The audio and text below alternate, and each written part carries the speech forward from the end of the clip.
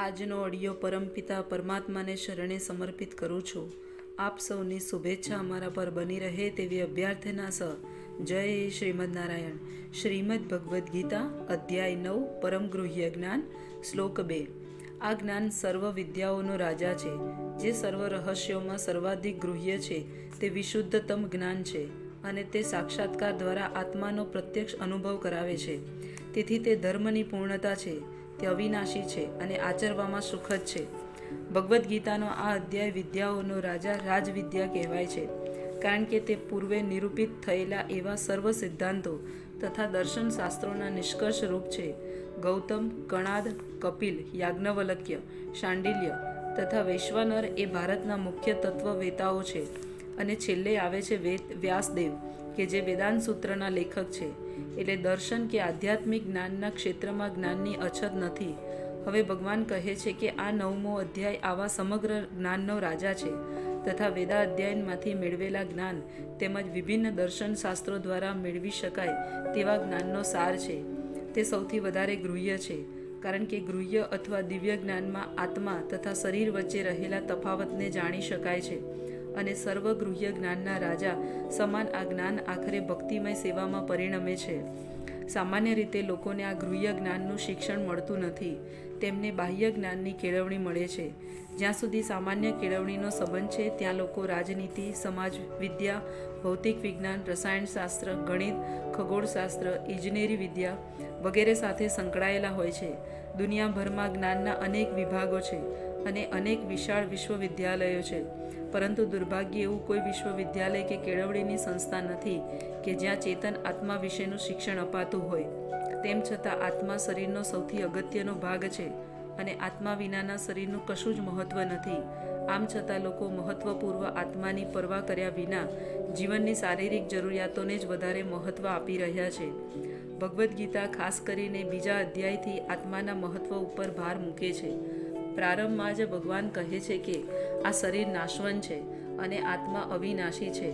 જ્ઞાનનો એ ગૃહ્ય અંશ છે, અર્થાત એટલું જાણી લેવું કે આ ચેતન આત્મા આ શરીરથી ભિન્ન છે. તે નિર્વિકાર, અવિનાશી તથા સનાતન છે, પરંતુ વાસ્તવમાં તેનાથી આત્મા વિશે કોઈ નક્કર માહિતી મળતી નથી. કેટલીક વખત લોકો એવા ખ્યાલમાં હોય છે કે આત્મા શરીરથી ભિન્ન છે, અને જ્યારે શરીર રહેતું નથી અથવા મનુષ્યને શરીરથી મુક્તિ મળતી જાય છે ત્યારે આત્મા શૂન્યમાં રહે છે અને નિરાકાર થઈ જાય છે. પરંતુ વાસ્તવમાં સાચું નથી. જે આત્મા શરીરની અંદર આટલું સક્રિય રહે છે, તે શરીરથી મુક્ત થયા પછી આવો નિષ્ક્રિય કેવી રીતે થઈ શકે? તે તો હંમેશા સક્રિય રહે છે. જો તે સનાતન હોય તો તે સનાતન રીતે સક્રિય રહે છે, અને વૈકુંઠ લોકમાંની તેની પ્રવૃત્તિઓ અધ્યાત્મ જ્ઞાનનો ગૃહત્તમ અંશ છે. તેથી ચેતન આત્માના કાર્યોને અહીં સમગ્ર જ્ઞાનનો રાજા, સમસ્ત જ્ઞાનનો ગૃહત્તમ અંશ કહેવામાં આવ્યો છે. વૈદિક સાહિત્યમાં દર્શાવ્યું છે તેમ આ જ્ઞાન સર્વ પ્રવૃત્તિઓનું શુદ્ધતમ રૂપ છે. પદ્મપુરાણમાં મનુષ્યના પાપ કર્મોનું વિશ્લેષણ કરવામાં આવ્યું છે અને દર્શાવ્યું છે કે આ અનેક પાપોનું ફળ છે. જે લોકો સકામ કર્મોમાં પરોવાયેલા રહે છે, તેઓ પાપ કર્મોના વિભિન્ન રૂપો અથવા અવસ્થાઓમાં લપેટાયેલા રહે છે. દાખલા તરીકે, જ્યારે અમુક વૃક્ષનું બીજ વાવવામાં આવે છે, ત્યારે તે વૃક્ષ તત્કાળ ઉગી નીકળતું નથી. તે માટે કેટલોક સમય લાગે છે. પહેલાં તે એક નાના અંકુર રૂપે હોય છે, પછી તે વૃક્ષનું રૂપ ધારણ કરે છે, પછી તેને ફૂલ તથા ફળ લાગે છે, અને જ્યારે તેનો સંપૂર્ણ વિકાસ થાય છે ત્યારે બીજ વાવનાર મનુષ્ય તેના ફૂલ ફળનો ઉપભોગ કરી શકે છે. તે જ રીતે મનુષ્ય એક પાપ કર્મ કરે છે ત્યારે એક બીજની જેમ જ તેના ફળ મળવામાં સમય લાગે છે. આમાં પણ વિભિન્ન અવસ્થાઓ હોય છે. વ્યક્તિમાં પાપ કર્મને ઉદ્ભવ ભલે બંધ થઈ ચૂક્યો હોય તો પણ તેણે કરેલા પાપ કર્મોનું ફળ ત્યારે પણ મળતું જ હોય છે. કેટલાક પાપ ત્યારે પણ બીજ રૂપે રહેલા હોય છે, અને કેટલાક અન્ય એવા હોય છે કે જે પાકી ગયા હોવાથી તેના ફળ મળતા હોય છે, જે આપણે દુઃખ તથા વેદના રૂપે ભોગવીએ છીએ.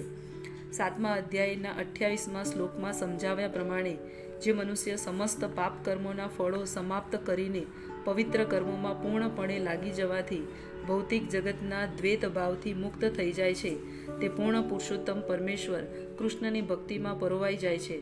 બીજી રીતે કહી શકાય કે જે મનુષ્ય ખરેખર પરમેશ્વરની ભક્તિસભર સેવામાં પરોવાઈ ગયા છે, તેઓ બધા જ કર્મ ફળોમાંથી મુક્ત થઈ ગયા હોય છે. પદ્મપુરાણમાં આ કથનનું સમર્થન થયેલું છે. જે મનુષ્ય પૂર્ણ પુરુષોત્તમ પરમેશ્વરની ભક્તિમાં પરોવાયેલા છે તેમના સર્વ પાપ કર્મ પછી કે પક્વ અવસ્થામાં હોય, સંચિત હોય કે પછી બીજના રૂપમાં હોય તો એ તે ક્રમશઃ નષ્ટ થઈ જાય છે. તેથી ભક્તિની શુદ્ધિકરણની શક્તિ અતિ પ્રબળ હોય છે અને તેથી તે પવિત્રમ ઉત્તમ અર્થાત શુદ્ધતમ કહેવાય છે. ઉત્તમ એટલે દિવ્ય, તમસનો અર્થ છે આ ભૌતિક જગત અથવા અંધકાર, અને ઉત્તમ એટલે જે ભૌતિક કાર્યોથી પર છે તે. ભૌતિકમય કાર્યોને કદાપી ભૌતિક માનવા ન જોઈએ. ભલે કેટલીક વાર એમ લાગતું હોય કે ભક્તો પણ સામાન્ય લોકોની માફક વ્યસ્ત રહેતા હોય છે. જે મનુષ્યમાં દ્રષ્ટિ છે અને ભક્તિ યોગથી સુપરિચિત છે તે જાણી શકે છે કે ભક્તિના કાર્યો ભૌતિક હોતા નથી. તે બધા આધ્યાત્મિક હોય છે અને પ્રાકૃત ગુણોથી પ્રદૂષિત થયા વિનાના હોય છે. એમ કહેવાય છે કે ભક્તિમય સેવાનું આચરણ એવું પૂર્ણ હોય છે કે મનુષ્ય તેના પરિણામોનો પ્રત્યક્ષ અનુભવ કરી શકે છે. આ પ્રત્યક્ષ પરિણામ હકીકતમાં અનુભવાય છે અને અમને એવો પ્રત્યક્ષ અનુભવ થયો છે કે જે મનુષ્ય કૃષ્ણના પવિત્ર નામનું કીર્તન કરે છે તેને નિરપરાધ ભાવે જપ કરતી વખતે દિવ્ય આનંદનો અનુભવ થાય છે અને તે બધા ભૌતિક સંસર્ગ દોષમાંથી જલ્દી શુદ્ધ થઈ જાય છે. આવું ખરેખર જોવામાં આવેલું છે. વળી જો કોઈ મનુષ્ય માત્ર શ્રવણ કરવામાં જ નહીં પરંતુ ભક્તિ કાર્યોના સંદેશનો પ્રસાર કરવામાં વ્યસ્ત રહે છે અથવા કૃષ્ણ ભાવના મૃતના પ્રચાર કાર્યોમાં મદદ કરે છે તો તેને ક્રમે ક્રમે આધ્યાત્મિક ઉન્નતિની અનુભૂતિ થાય છે. આધ્યાત્મિક જીવનમાંની આ પ્રગતિ કોઈપણ પ્રકારની પૂર્વ કેળવણી કે યોગ્યતા ઉપર આધાર રાખતી નથી. આ પદ્ધતિ પોતે જ એવી શુદ્ધ છે કે આમાં પરોવાઈ જવાથી મનુષ્ય શુદ્ધ થઈ જાય છે. વેદાંત સૂત્રમાં પણ આનું વર્ણન એવા શબ્દોમાં થયું છે, એટલે કે ભક્તિ એવી સમર્થ છે કે ભક્તિ કાર્યમાં માત્ર પરોવાઈ જવાથી જ મનુષ્ય નિસંદેહ પ્રબુદ્ધ થાય છે. આનું ઉદાહરણ નારદજીના પૂર્વજીવનમાં જોવા મળે છે કે જેઓ પૂર્વે દાસીપુત્ર હતા તેઓ કેળવણી પામેલા ન હતા કે કોઈ ઉચ્ચ કુળમાં જન્મ્યા પણ ન હતા, પરંતુ જ્યારે તેમની માતા મહાન ભક્તોની સેવા કરતી ત્યારે તેઓ પણ સેવા કરતા અને કેટલીક વખત માતાની અનુપસ્થિતિમાં પોતે સેવા કરતા હતા. નારદજી પોતે જ કહે છે. શ્રીમદ ભાગવતના આ શ્લોકમાં નારદજી પોતાના શિષ્ય વ્યાસદેવને પોતાના પૂર્વજન્મ વિશે કહી રહ્યા છે. તેઓ કહે છે કે પૂર્વજન્મમાં બાળપણમાં ચાતુર્માસ દરમિયાન પોતે વિશુદ્ધ ભક્તોની સેવા કરતા હતા. તે વખતે તેમને ભક્તોનો નિકટનો સંગ પ્રાપ્ત થયેલો. કોઈ વખત સંતો તેમની થાળીઓમાં વધેલું અન્ન છોડી જતા હતા ત્યારે થાળીઓ ધોતી વખતે આ બાળક તે વધેલા અન્નનું આસ્વાદન કરવાની ઈચ્છા રાખતો. તેથી તેણે આ માટે સંતોની રજા માંગી અને જ્યારે રજા મળી ગઈ ત્યારે બાળક નારદ તે વધેલું અન્ન ખાઈ જતો. પરિણામે તે સર્વ પાપ કર્મોથી મુક્ત થઈ ગયો. જેમ જેમ તે વધેલું અન્ન ખાતો ગયો તેમ તેમ તે સંતોની જેમ જ શુદ્ધ હૃદયનો થઈ ગયો. તે મહાભાગવતો શ્રવણ તથા કીર્તન દ્વારા ભગવત ભક્તિનું નિરંતર રસાસ્વાદન કરતા હતા.